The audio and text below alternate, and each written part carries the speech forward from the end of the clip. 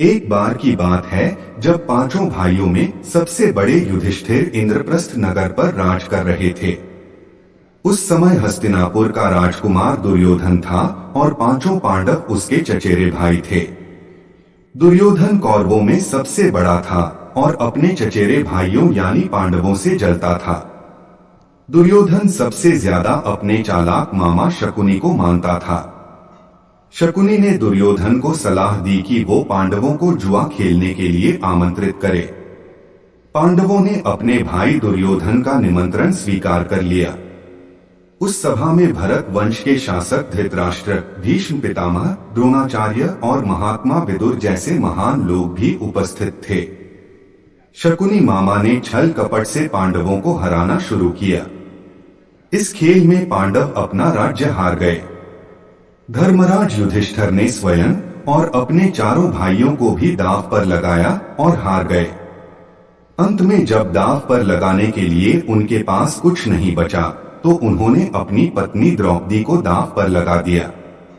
दुर्योधन तो जैसे इसी पल का इंतजार कर रहा था। शकुनी मामा की मदद से उसने जुए में द्रौपदी को भी जीत लिया। द्रौपदी को जीतने के बाद दुर्योधन ने अपने भाई दुशासन को आदेश दिया कि वो द्रौपदी को भरी सभा में बाल पकड़कर और घसीटते हुए लेकर आए। भाई से आज्ञा मिलते ही दुशासन द्रौपदी के कक्ष में गया और उसे सभा में चलने को कहा। रानी द्रौपदी बहुत ही स्वाभिमानी और पतिव्रता स्त्री थी, इसलिए उन्होंने दुशासन के साथ चलने से मना कर दिया।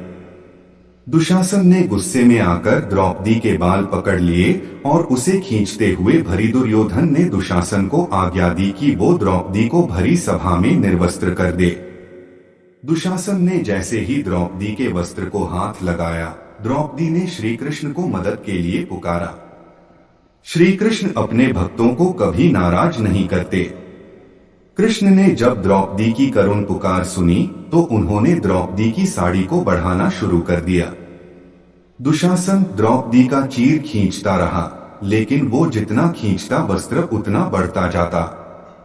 अंत में दुशासन थक कर हार गया, किंतु द्रौपदी का वस्त्र हरण नहीं कर सका। ऐसा कहा जाता है महाभारत युद्ध के पीछे सबसे बड़ा कारण द्रौपदी चीरहरण ही था।